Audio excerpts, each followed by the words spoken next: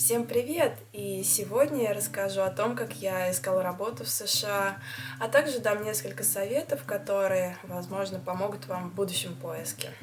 Сразу скажу, что моя работа первая была not about the money, but about how to survive.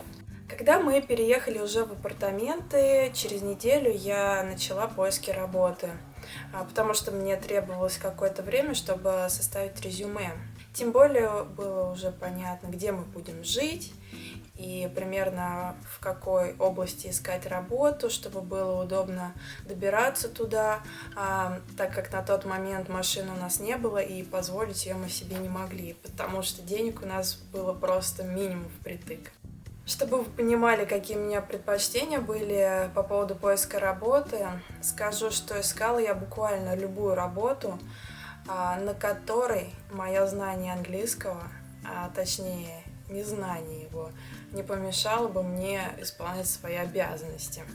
Сейчас я немножко отступлюсь от темы поиска работы и поговорю немножко об английском. Я вообще до переезда никогда не общалась с американцами, но английский я учила постоянно, особенно за год до отъезда я за него прям конкретно взялась, учила незнакомые слова, смотрела видео, но я совершенно не была уверена в своем умении общаться на английском, а уж особенно проходить собеседование. Поэтому те вакансии, где требовался хороший английский, я пропускала мимо. В общем, я составила резюме и стала отправлять на разные вакансии. Пользовалась я сайтами Indeed и Craigslist, а также отправляла на всякие свободные вакансии, которые я находила на прямых сайтах работодателей больших, там всяких супермаркетов и прочих. Сразу я поняла, что вакансий очень много, но та работа, где требовался английский хороший, ее было мало. В общем, это были вакансии типа кухонных рабочих, уборщиков, кассиров, то есть, понимаете. Я этого ожидала, и особо я не расстраивалась. Работы физически я не боюсь. Единственное, мне пришлось немного подкорректировать свое резюме, чтобы не быть overqualified. У меня на то время было 3 года стажа бухгалтером. Я старалась не акцентировать внимание на этом в тех резюме, которые я подавала на вакансии, где, в принципе, этого не требовалось. То есть на entry-level jobs, это для студентов и для тех, у кого минимальный опыт работы. В общем, я потратила где-то неделю. Я не надеялась, что я быстро найду работу, но работать очень-очень хотелось, потому что деньги заканчивались, было страшно, что просто кушать станет не на что. И вот в один чудесный солнечный зимний денек мне ответили на одну из вакансий. Ответили мне звонком по телефону, из-за чего я очень испугалась, потому что я боялась, что вообще не пойму, что мне там говорят. Я вообще как дурочка скинула этот звонок, а потом мне муж говорит: ты чего, с ума сошла? Наверное, тебе по работе звонят. Я это, естественно, сама понимала, и я взяла себя в руки и перезвонила. Кое-как я поняла, ответила, несколько раз переспросив, откуда звонят и адрес, куда меня приглашают на собеседование. Собеседование это было на должность посудомойщицы. Да, и я как бы не стесняюсь таких работ. Я была новоиспеченным иммигрантом, и начинать надо было с чего-то. Назначили мне собеседование на следующий день, то есть у меня был вечер, чтобы подготовиться как следует к нему. Когда я поняла, что эта работа находится буквально за углом, в 10 минутах ходьбы от дома, я была просто вообще счастлива. Я очень надеялась, что меня примут. У меня было отличное настроение. Пришла на собеседование. Место я, наверное, не буду говорить, как называлось. Скажу, что это retirement community. То есть с виду это выглядит как гостиница, а на деле это комплекс апартаментов, в которых живут люди, которые ушли уже на пенсию. Они как бы там покупают себе квартирки, там однокомнатные, двухкомнатные, трехкомнатные, и живут там, пока им не надоест или, сами понимаете. Когда я туда пришла, мне с виду очень понравилось это место. У них были вокруг фонтаны, внутри было очень хорошо и уютно, было бистро, кухня, бар, также ресторан. И вообще люди там ходили на вид очень приятные и дружелюбные. Встретили меня очень хорошо. Собеседование проводил мексиканец, его звали Луис. У нас собеседование как-то все прошло так на позитиве очень. В общем, кое-как на своем лобном английском я рассказала о себе, рассказала, что умею. 1,5 часа сидела, заполняла бумажки, то есть анкету, которую он мне дал, в обнимку с Google переводчиком. Потом я еще прошла какие-то тесты на компьютере. Потом он меня провел на кухню, познакомил там с персоналом, с коллективом. Все приятно улыбались. И вообще у меня, я до сих пор вспоминаю это собеседование очень так с улыбкой.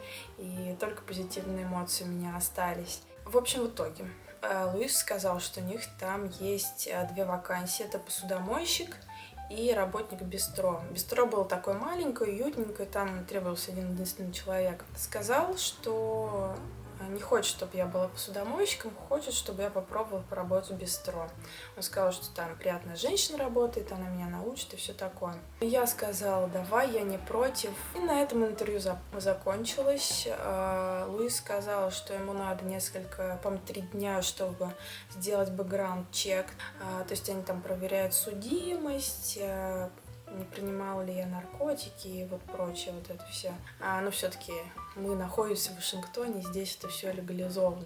И вот через несколько дней в пятницу Луис мне позвонил и сказал, что все, приходи, будем заполнять бумаги, ты принята, и скоро приступишь к работе. Я вообще подпрыгнула, я была такая радостная. Вот так вот закончились мои первые поиски работы в Америке. Я считаю, что нашла я работу достаточно быстро, буквально за неделю с лишним. Заходя немножко вперед, на этой работе я проработала 1,5 года. Вообще не жалею, что тогда устроилась. Мне эта работа очень помогла научиться общаться на английском, потому что я там очень часто общалась с пенсионерами, и там был большой очень коллектив рабочий. У нас там проходили постоянно какие-то собрания. В общем, я считаю, что для меня эта первая работа была вообще супер, и не зря, что я отправила туда свое резюме. Ну вот, теперь я дам несколько советов чисто на своем опыте, которые, я думаю, важны в поиске работы. Во-первых, учите английский. Об этом говорят все вокруг, все блогеры, все эмигранты. Учите обязательно разговорный английский, именно чтобы вы хорошо понимали английскую речь на слух. Не учите просто слова, грамматику.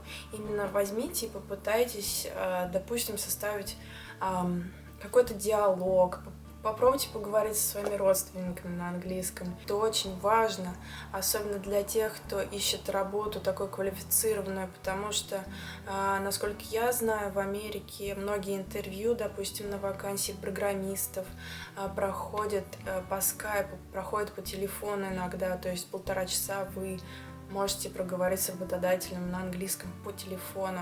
И в первый раз это очень-очень страшно, это вы много чего не поймете, и вы будете переспрашивать постоянно. Чтобы не попадать вот в такие истории, учите английский, старайтесь воспринимать его хорошо на слух. Второе, составьте свое резюме еще до отъезда, чтобы вы по приезду уже были готовы как можно скорее приступать к поиску работы. Третье, составьте резюме отдельное на каждую вакансию, на которую вы отправляете это резюме. Не пишите очень много, старайтесь все писать по делу и обязательно составляйте cover letter, то есть это сопроводительное письмо. Обычно работодатели сначала смотрят на cover letter, потом уже смотрят на ваше резюме. Это очень-очень важно. Четвертое. Ищите работу там, где вам кажется удобнее.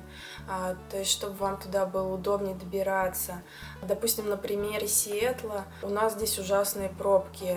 Пробки с севера на юг. Я нашла работу севернее, поэтому мне не надо стоять в этих пробках по 3 часа. И я просто, когда все остальные едут в Сиэтл, я еду в обратную сторону, а вечером наоборот. Пятое. Оценивайте свои шансы реально. Не надейтесь найти работу очень быстро, особенно если вы ищете что-то конкретное. И вы не знаете английского хорошо, и у вас нет опыта работы в США. Шестое.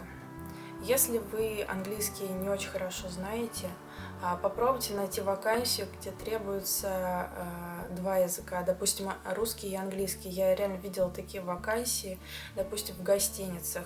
Седьмое. Изучите рынок труда до отъезда и едете в тот район или город, если вы не определились, где вам кажется больше шансов, что вы найдете то, что вам надо. И, наверное, на этом мы на сегодня закончим. Спасибо за просмотр. И если у вас есть какие-то вопросы, обязательно оставляйте их в комментариях. Я с удовольствием на них отвечу. И всем хорошего дня. Пока!